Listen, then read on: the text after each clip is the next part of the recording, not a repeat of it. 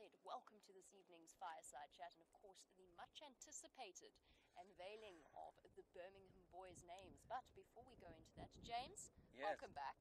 Thank you. It is lovely to have you Yes, back. I was away for a very long time. Yes. It certainly felt that way. 7 days. Yes, it felt longer. You did it? Yes, it did. Well, that's good. We're very glad to have you. My heart pined. Yes. They're very good at lying. Can you see that, everybody? They're excellent performers, these two next to me. They probably felt like it went immediately. Well, speaking of performing, we did learn from you. Did you? Yes. Performing? Yes. Yes, quite. Good. Excellent. Anyway, and on to that note, talking about the Birmingham boys. So, of course, it's come time now where we've spoken about it. James, I think, has introduced the idea on Drive. I've introduced the idea on Drive. The fact that it is now time to give the Birmingham boys names. And why are we giving them names? Well, there's been so much in the way of the dynamics that have played out over the last year and a half, I would say. And the Birmingham boys have actually earned their right. They've got unique and individual characters. And the fascinating thing is that their dynamics are slowly developing in the way that they have evolved. So it's very, very important, especially because we get new viewers each and every day. And to be invested in telling these characters' stories, a name is absolutely essential. And talking to a new viewer and saying this is Birmingham boy number 4 doesn't have quite the same ring to it as giving them a proper name. And that's what we've been up to. I think also I don't know if you've had this discussion while I've been away, but we had a big discussion about Cecil the lion, and I mentioned him before I went away, and how Cecil basically changed the face of lion conservation. And if he had been called male 4 of Pride 6 in Hwange, so M5P6H, nobody would have known. And his plight would never have been broadcast, it would never have been shared across social media platforms. And the very fact that he had what is unquestionably the wettest name any lion has ever been given, well, that's beside the point. The point is that he had an incredible name, and it's done wonders for lion conservation. And certainly when we went to the Mara and we saw those 4 lions that they had there, they've got 4 rather magnificent names, I think, especially Scarface. It was a terrifying animal. And when we were there were some guests there that came all the way from South Africa to see one animal. And that one animal was Scarface. And so quite apart from the naming, or them deserving a name, which I think is biologically they don't really care whether they have a name or not, do they? But I think that it's beholden on us to give them names, and hopefully through their antics here, which we enjoy, they will take the message of lion conservation into the earth through you. The more people that get to see them and to become invested in them, the better. Yeah. And of course that left us with how do we name them? Yes.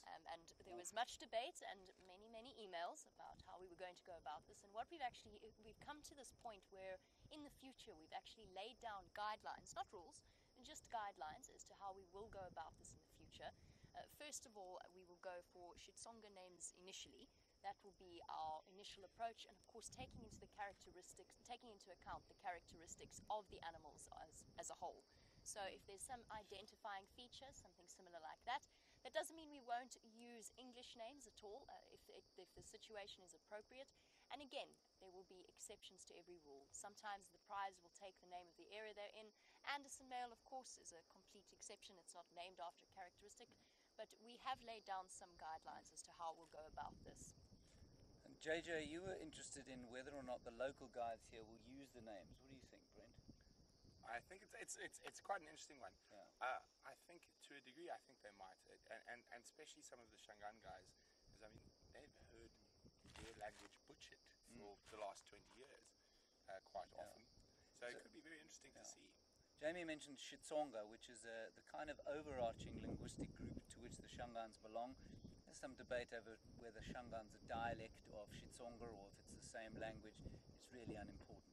The names that we've chosen, I think, are all Shangaan or Xitsonga names, so you can use the 2 terms completely interchangeably. And we have run them by several of the camp members, but from Amanda and Herbie and Rexon, we've involved them all in this whole process. Right, so without any further ado, drum roll. Revelation. Do we want a drum roll? Let us announce the names of the Birmingham boys. So, first off, number 1, Nsuku, meaning gold. That is a nod to Blondie, who of course is not going to remain blonde for very long, but his eyes and his coat absolutely will. So Blondie with his nick out of his right ear, very big, one of the largest of the Birmingham boys, and probably the one with the fullest mane. And it's unlikely to stay blonde, as you say, as he gets a little bit older. He, unlike not Brent but me, will not lose his hair, and so Nsuku is how we say it.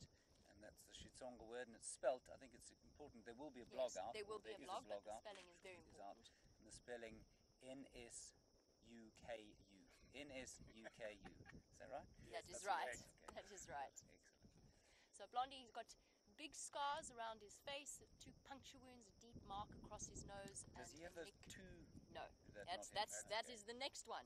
Ah. And so, on to Birmingham boy number 2. Drum roll again. His name shall be Nena, which means warrior. Now, he is the Birmingham boy with the equal sign on his nose. Right. That's going to disappear, of course, Yes. as his scars heal. I think that is going to vanish. However, he is a beautiful looking lion. He's one of the older of the Birmingham boys, and he, I feel, has earned his title of the warrior. How much older do you think he is than the others? I think Nena and Blondie are quite relatively close. I think there's probably a couple of months between the I don't youngest think two, there's and more than a year. there's no more than a year. No more than a year, so. Yeah, absolutely. And then, of course, we get to one of the younger members of the Birmingham boys, one that we see more regularly than Nsuku and Nena, and that is Tinyo, Birmingham boy number 3.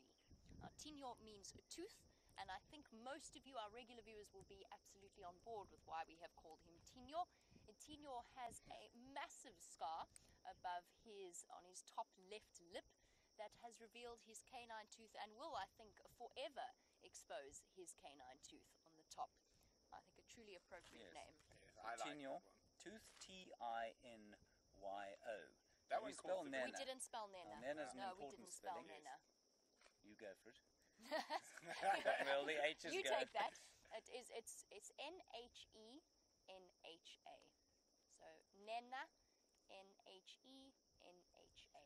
And it's pronounced basically N-E-N-A, but the H just slightly aspirates it, so it's not quite, but it's halfway between Nena and Nena. Perfect. Sense of awe around. Yes, warrior. Yes, Oh. he's coming for you. Oh. Perfect description.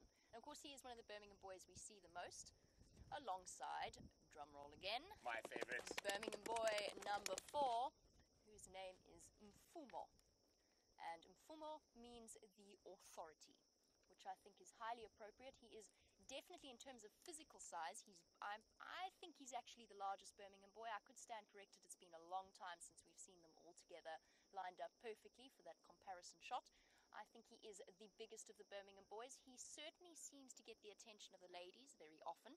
Well, I say he wins the attention of the ladies, perhaps. Or he takes the attention. He takes the Yes. attention, yes. He claims the attention of the ladies. And of course, over the last few weeks, we have watched him heal from a massive wound on the right-hand side of his cheek. He was the one who was very cleverly called by, was it the viewer or was it you? No, it was a viewer. Who called him Vredefort, Yes. which was after the Vredefort Dome, I believe, which was a meteor landing site. One of one the many. largest meteor impact sites in the world. Right. And that was because he had a great big hole in his face, Yes. full of And maggots at one stage. it is healing up beautifully, but it was touch and go for a while Beautifully? because no, it's not healing up beautifully. You're right. That is an entirely wrong description. It's healing up nicely. Yes. It is no longer looking quite so dangerous. It's very thick and pussy still, but I was a little bit worried that it was going to spread into his sinuses, and I think that the authority has earned his name because he fought off a seriously debilitating infection. You could see it was hurting him. He was uncomfortable, he was ill, he was just not a So happy boy. let's just get this straight. We're calling him Mfumo, the authority, M-F-U-M-O, correct? Yes. M-F-U-M-O. Yes. Can That is also correct. M-F-U-M-O, yes? Yes. Can also mean the one who ruled the authority. Because he managed to beat off a couple of maggots on his face. It was more than a couple of maggots, Was James. it? And Yes, wow, he 10, fighting conquered 12. them. He conquered them. He did conquered those Good for him. maggots. Good. And wow, fighting the maggots, he did not forget his mating rights. And Good he was for him. he was on the job constantly while pawing at his face. That is very authoritative. Yes. And catching buffalo just, on the side. Yes. So he's definitely performed extraordinarily over the last few weeks. James Richard, you say that you're quite pleased that you're very pleased that they've all got Shangaan or Shitsonga names. We are too. For me personally, I think it's an interesting one because most of the animals around here have got Shangaan or supposedly local names. Many of them, and we will chat about this going forward, controversially, have got names that are either meaningless or misspelt or mispronounced. And I really like the way we've gone about this. We've gone to great pains to find out the correct spellings, try and find a name that is perfectly relevant to the animals that we're looking at, and also to make sure that the due respect is given to the local culture and the local language. And in so doing, it doesn't preclude us ever giving an English name to an animal. Absolutely not. So that's an important one to notice. Just as long as you never bring up Skinny Pom Pom ever again. Yes, well, I was going to, I was leading into that because I think Skinny Pom Pom, of course, is the best lion name since Cecil. I'm sure Tino is very grateful that he isn't called a Skinny Pom Pom. Now Things could have been worse. Cecil, interestingly enough, do you know where Cecil comes from? There was a 50s movie, I actually remember watching it as a child, called Cecil the Cross-Eyed Lion. Oh, really? And they made glasses and put it on to fix Cecil's cross. So I don't know for sure, but I'm pretty certain that's where it originally comes from. Oh, brilliant. It's quite a funny movie. It is very funny. I did watch Cecil it the Cross-Eyed Lion. Moving swiftly on. Many of you are very, very pleased with the choices, and I'm happy to hear that. I promise you we did think long and very hard. And it went on for a while, the discussion and discussing backwards and forwards on it. It's the most emails I ever got from Graham Wellington. It's the most emails you ever responded to. Yes. I know. Anyway, most of you are very pleased but would like a repetition, please, with pronunciation slowly, which is entirely fair enough. So shall we go from the top, James? Yes, would you like number to? one. All yours, like James. No, I don't think it should be. I think it should be. All right, who was number one again? Blondie. Nsuku. Okay, Nsuku, N-S-U-K-U. Nsuku. That's a pretty easy one. It's just said as it is. Number two was Nena, the warrior. N-H-E-N-H-A. A slightly aspirated H or N, so it's Nena. Which, look, they don't really mind if you don't say the aspiration. A very strict Shangaan language teacher might be, but you can pronounce it N-E-N-A if you're not in the sort of Shangaan land that we're in now. Then the third one, of course, is Tino, the tooth. Tino, which means tooth. One tooth Tino, many teeth Matinho. That's how it goes. He does have Matinho. And he can does, only see one when but we it's can once, only see one, so we'll just call him single tooth Tino. It's not look, it's a very nice Shangaan word. I mean, were you to call him Tooth, for example, it wouldn't have the same ring to it as Tino, the lion, right? And that's T-I-N-Y-O. And then the fourth one, Mfumo. Mfumo. M-F-U-M-O. Mfumo, meaning he who chased the maggots from the hole in his face. And Doesn't really mean that, it means authority. It does mean the authority, not he who chased the maggots. Although he did, and he did very well. I'm, for one, am really looking forward to using these new names. It really started to get to the point where you can hear new viewers switching, not hear, you can imagine new viewers switching off when you're trying to explain the complexities of their dynamics, and number 3 did this and number 4 did that. It's much easier to relate when you're talking about I'm positively terrified that I'm not going to be able to identify them. So we will require your help. The tooth we can get. The tooth and the authority. Yes. The authority has a hole in his face, so he's easy. Can we go once more through the distinguishing features? So you said Nsuku has a nick? Nsuku has a nick on his right ear. Bottom right, isn't it? He has, is it? I remember looking at the pictures. Bottom right ear. Sorry, I'm touching my left ear. Left and right I'm not good at. Okay, he has a nick in his right ear and deep puncture wounds. I can't remember, I can't confirm.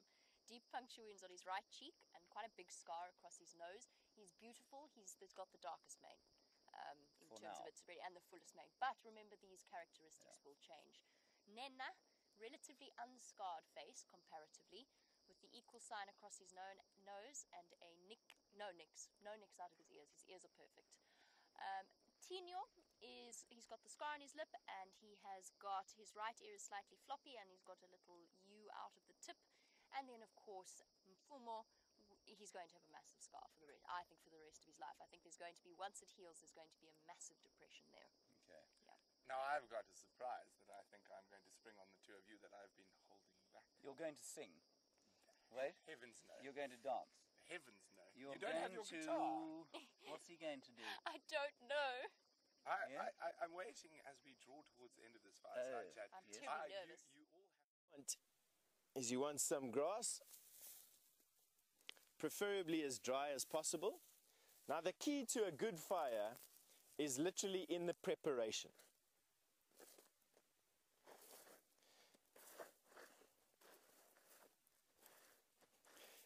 Just making a clean patch there. I don't want any errant coals busy giving us a problem. So what you want is you want to lay out your grass first. That is going to be the driest pieces that you use. The next is to collect kindling. Now kindling is sticks of a variety of different sizes. All right? You don't want sticks that are too thick. You don't want sticks that are too thin. You want sticks that are just right. Right, so we've got a few sticks.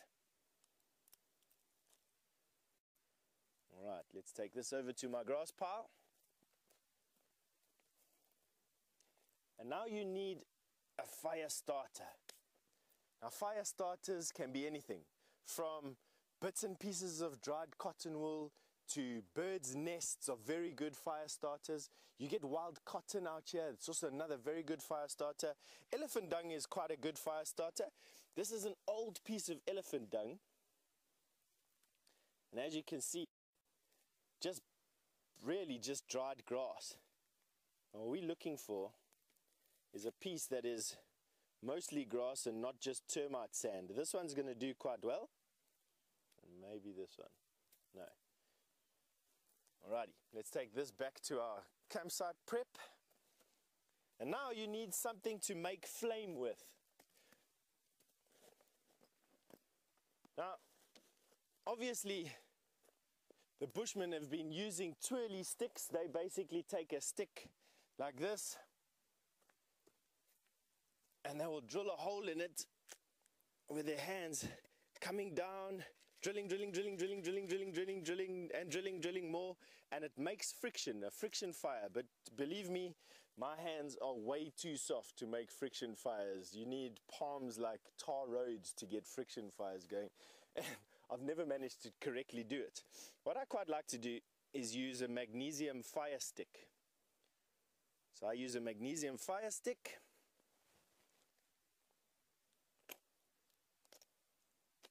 To generate a spark.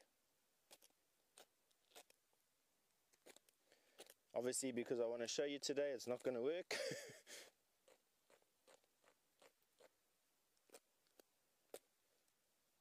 Hang on.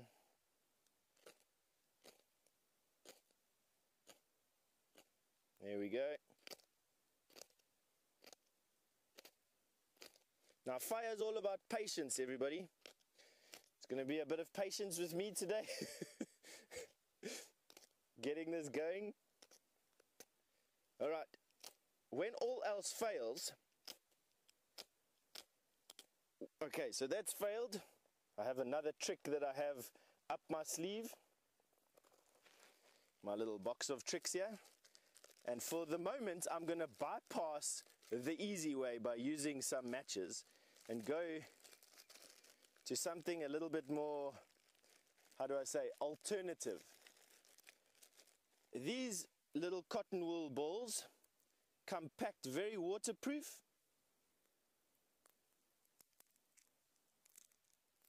And very compact.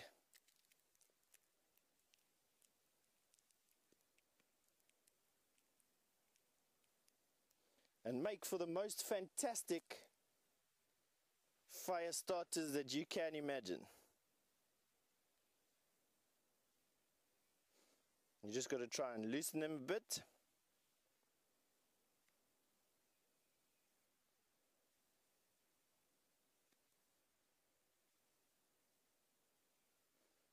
Get yourself out some fluff.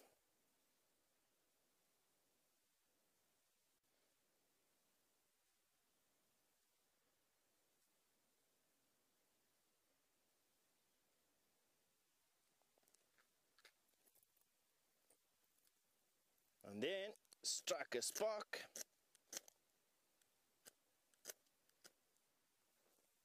Use your grass.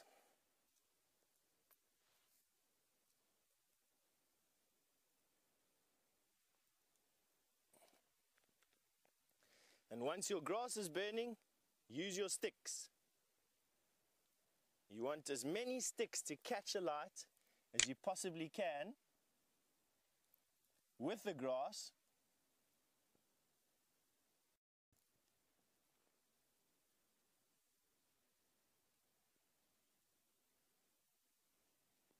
Because if your sticks don't catch and your grass finishes, your fire dies and you've got to start all over again. Basically, voila, we have fire. And that... Look at that little zebra about to be born. There's the head.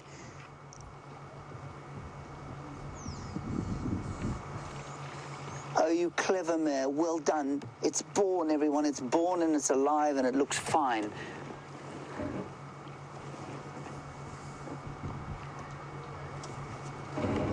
I'm going to try and reverse just a little bit, but unfortunately there's a bush behind me. I just don't want to disturb them too much.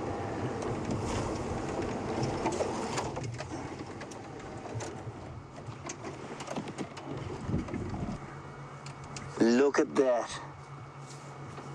Oh, you clever girl. Well done. Oh, this is just too magnificent for words. I've never seen this. In 10 years, I've never seen a live birth before. Get up, you clever thing. Come on. That's the amniotic sac you can see there, still inside her.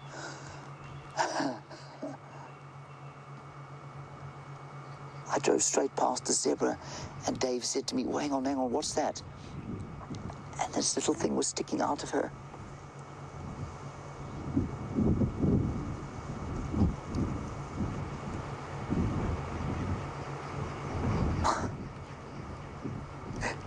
It's packaged in a special blue bag.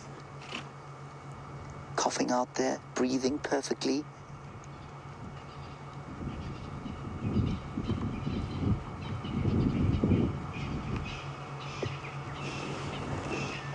This is just epic, everybody. This is just epic. I'd like to move a bit more, but I can't. I'm afraid I've backed right into a leadwood tree.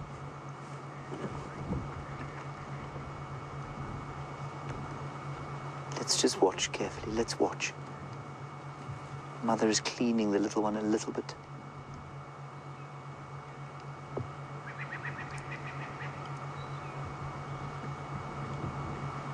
Look.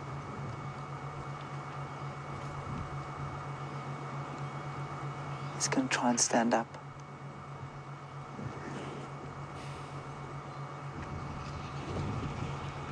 Oh, this is just too wonderful. Look at breathing there. See it breathing in the last embers of the light. You can see it breathing. Come on, get all the way out there. Come on, that's it. That's it.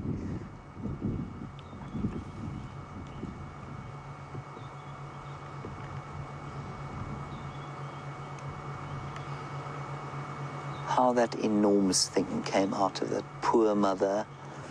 Oh, my goodness. There. That's it. That's it. All the way out. I think it's out now.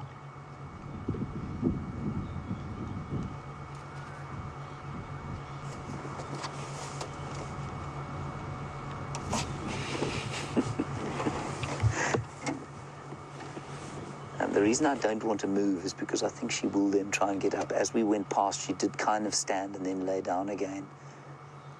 So I could do a little loop around and just get a better view, but I'm afraid for now we're going to stay right where we are, see what she does.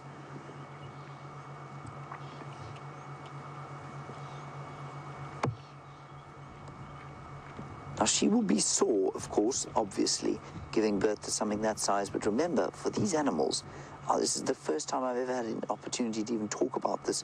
It's not like birth for a human being. It's much easier than that. And so she will be able to get up fairly soon. That youngster, of course, is going to stand up now.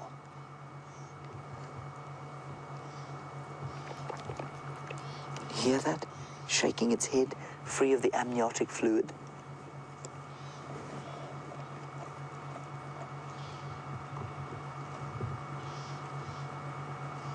Okay.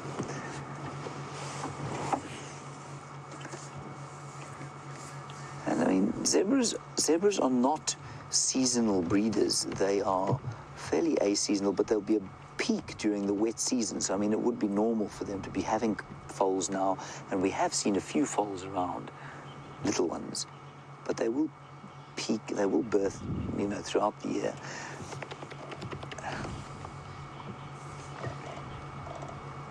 This is fantastic. I'm going to try and move everyone. I'm going to roll forward, and then I'm going to just do a little loop around quickly.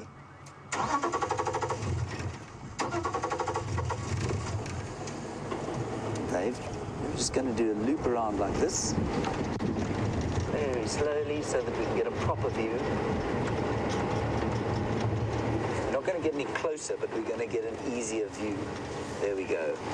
Now, we're also obviously not going to put a light on this situation here. I just was a little bit close there. I don't want to affect her behavior, obviously, and a little thing like this doesn't need a great big flashlight on it. Oh, look. Isn't that spectacular?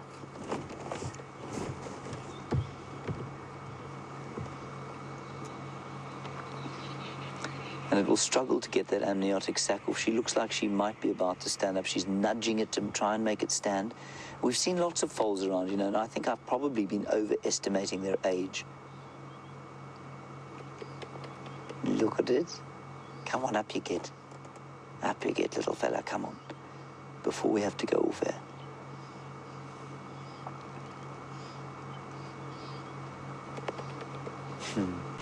Look at the coordination already.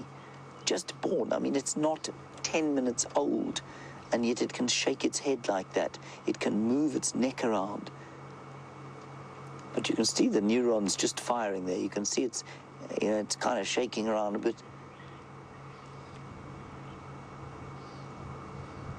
Oh, this is wonderful.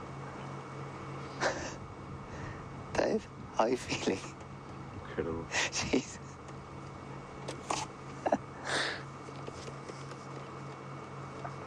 Now, in theory, within half an hour, that thing will be standing. And I'm so pleased, and I never thought I'd say this, that the Nguhuma Pride is nowhere to be seen. Well, no lions around here at the moment.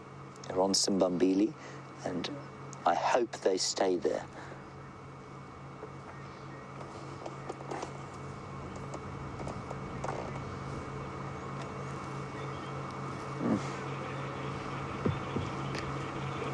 And as all of you are saying, there's an enormous outpouring of amazement at what is a tender moment out here. And I'd get ragged for it quite often there. She's going to get up. I talk about the savagery of the wild, but this is just quite the opposite. The tenderness and perfection of motherhood. Look at that. There we go. That's totally normal. She'll wait for the afterbirth, of course. And now she'll help the little one, hopefully, to stand up.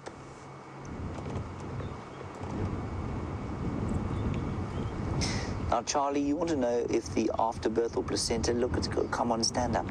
If the afterbirth is going to be eaten by the mother, I know, oh, here we go. Charlie, I think she will probably eat the sac. I'm not sure if she'll eat the entire afterbirth. She may well.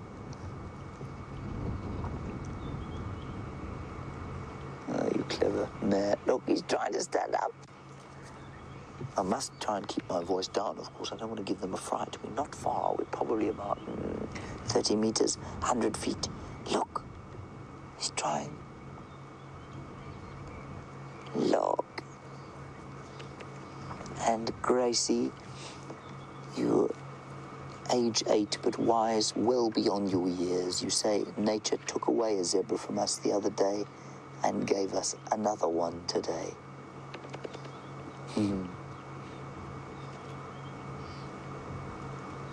Oh, look. Come on up, you get, little thing. Yep, Ellie.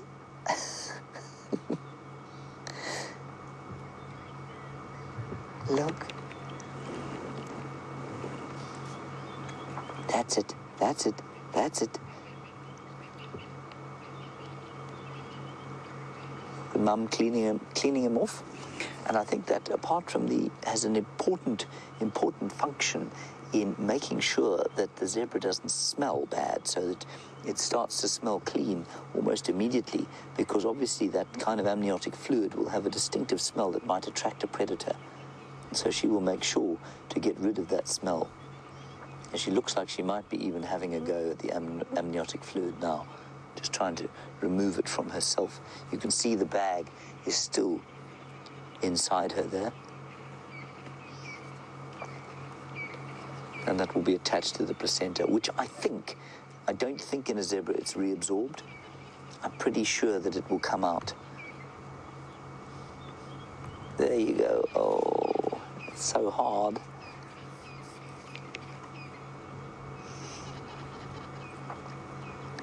Of course, it's next. There. Come on. Don't trip on your baby. Completely unlike an elephant, of course, which never gets anywhere close to tripping on a youngster. Dave, I'm going to try and sneak a little bit forward. Everybody, it's almost dark out here. We're pushing the camera to its limit. Are we at full gain there, Dave? Yeah. So I'm afraid this is as bright as it's going to get. Yeah. It's the best view we're going to get of the little one, I'm afraid. Oh, this is too awesome.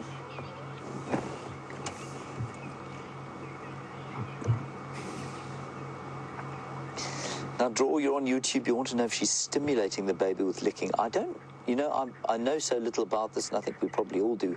I'm sure there's an element of stimulation. I'm sure there's an element of the baby now bonding with the mother. That's it. Come on, up you get, little thing.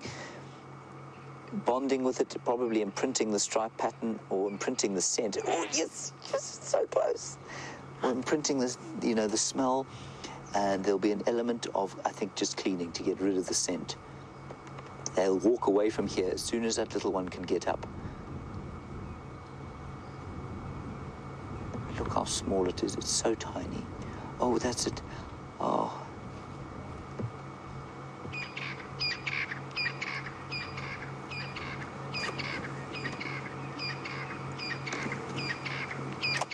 Look. Lisa, roll on me. You want to know if there's any truth to the rumor that animals do eat the afterbirth so as not to attract predators. I think absolutely. I also think that it's a major nutritional cost to give birth to an afterbirth, and to waste that nutrition would be silly. So there are two major reasons, especially for a herbivore like this. You can see the neurons firing in that little thing's brain, telling its muscles, you are strong enough, get up. But you can see she's not trying to help it get up. But it's getting stronger. Every single time it tries, a new neural net pathway is created, and it gets closer to getting up. Come on. Please get up before we have to leave you.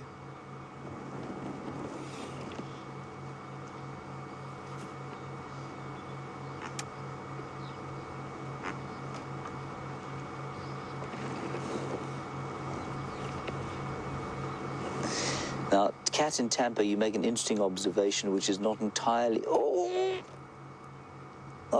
accurate. You say that the rest of the zebras moved away, and interesting that they're coming back now that she's given birth. Cat, they were all around this one lying down when we drove up here. Look where the road is. You can see where the road is. We were so close to her, and they moved off. Oh, look, it's so close. And now they are moving back. You're absolutely right. Not sure how protective they would be I know zebras are not particularly protective, really. We did have that horrible incident. Oh, look at that. Come on, little thing, up you get.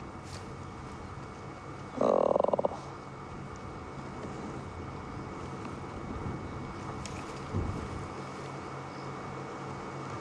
Yeah. As you say, Zoe, Dave sure has been baptized in the Wild Earth experience. Dave doesn't know what it's like to take a quiet drive. Well, one or two. That's it. That's it. I think I'm getting overexcited. You take your time, little thing. Well, not too much time. Do it before it gets dark, please. So Dave and I can, with our naked eyes, we can hardly see that at all. It's just a kind of blob. The camera is blowing out the outline, of course. I'm sorely tempted to turn on the side light, but I'm not going to.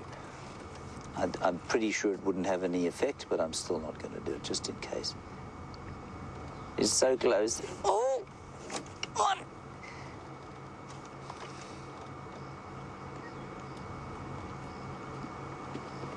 And the effort to do that takes a human how long? 12 months. How long have we been here, Dave? About 20 minutes.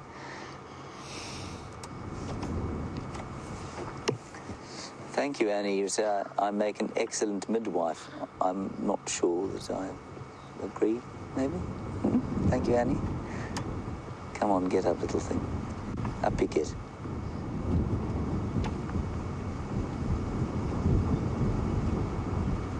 Oh, no, too tired.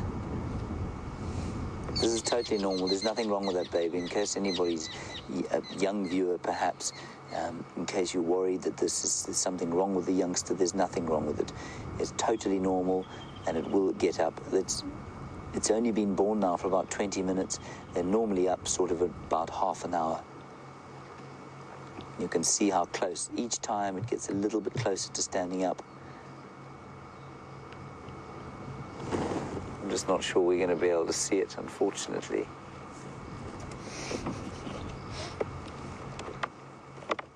Dave, that's about the best we can do, isn't it? Well, we've got 15 minutes to sit here, everybody. We might be able to keep you posted as it happens, but I don't know. I can't even see anything anymore there.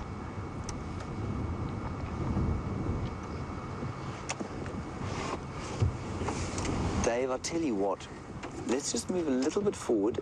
There may be a little bit of light at a slightly different angle coming from the last embers of the day.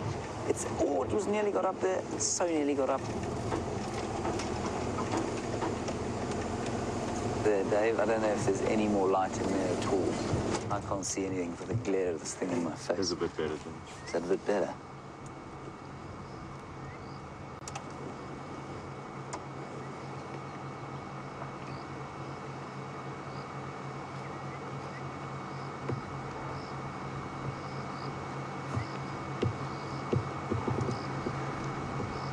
Whew.